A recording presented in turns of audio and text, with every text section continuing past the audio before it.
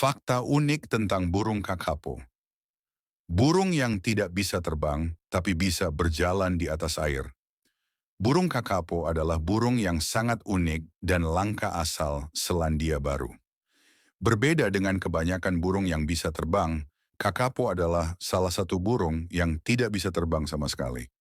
Tapi yang paling mengejutkan adalah, burung ini bisa berjalan di atas air.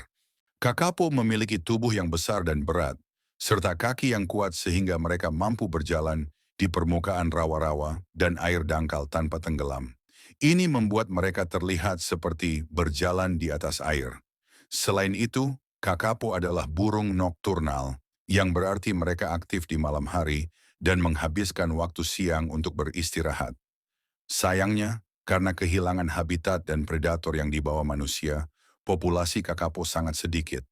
Hanya sekitar 250 individu di dunia. Upaya konservasi terus dilakukan agar burung unik ini tidak punah.